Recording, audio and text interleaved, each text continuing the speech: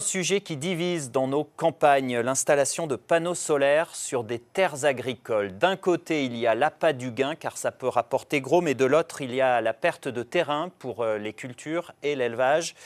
C'est le sujet ce soir de Terre d'ici, notre nouveau rendez-vous environnement du dimanche. Reportage signé Ariane Combe et Bénédicte Millot.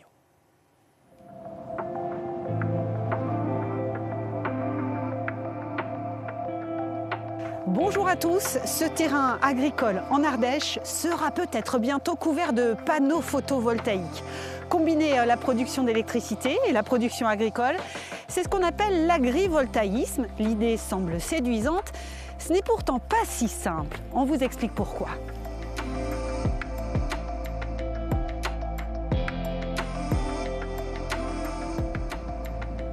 Une vue époustouflante. Marilyn vit depuis toujours sur les hauteurs du plateau du Coiron, dans le sud Ardèche.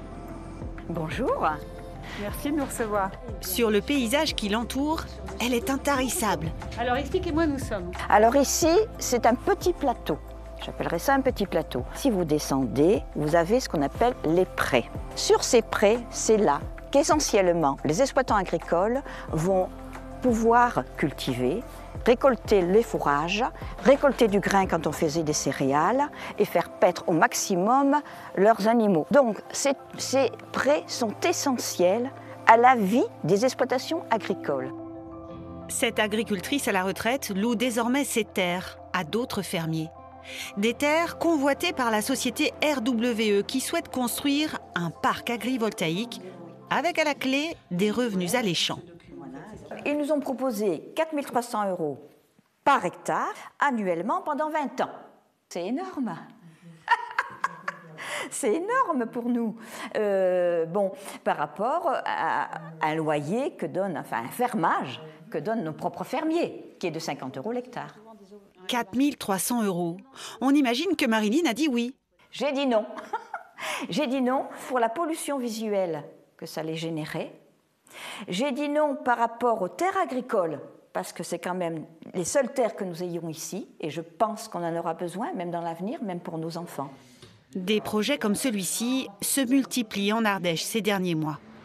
Je ne peux pas vous donner un nombre de projets, mais les demandes pleuvent et les demandes d'information et les dossiers commencent à arriver dans les commissions. Sur la production agricole de ces terres, une fois qu'il y a des panneaux installés, on n'a pas suffisamment de recul et suffisamment d'études précises pour connaître l'impact sur la production agricole. Ce qui est sûr, c'est que ces projets ont déjà un impact sur la communauté agricole. Bernard Laville est à la retraite. La maman, elle s'appelle Tagada. Voilà, celle qui se lève. Mais il donne volontiers un coup de main à la ferme familiale. Et voilà le petit nouveau-né. Bienvenue. Quand il ne s'occupe pas des veaux, l'agriculteur milite contre l'agrivoltaïsme. La plus grosse problématique, c'est cette histoire de clivage et de concurrence entre les gens. On le voit déjà. On le voit déjà en s'engageant dans la lutte contre les panneaux photovoltaïques, on se ferme des relations humaines. Ça divise complètement les agriculteurs, ça met de la valeur au foncier énorme. Et donc si vous voulez acheter des terrains, ils vont en doubler de valeur parce qu'il y a cette problématique de la possibilité de mettre des panneaux photovoltaïques avec des gros revenus derrière. Sur son territoire, l'Ardèche ne compte que 22% de terres agricoles. La Chambre d'agriculture se bat pour conserver chaque hectare cultivable. L'État nous demande de répertorier les surfaces où on est prêt à laisser du photovoltaïque. Alors on a recensé 200 hectares où l'agriculture est totalement impossible.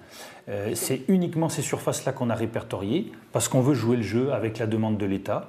Il y a besoin de développement du photovoltaïque, des énergies renouvelables. Elles peuvent se faire, ce développement peut se faire, mais pas sur des surfaces à vocation agricole alimentaire. Pour les agriculteurs, la solution consiste aussi à utiliser les zones déjà artificialisées, les toits des bâtiments, les parkings, les supermarchés et les friches industrielles.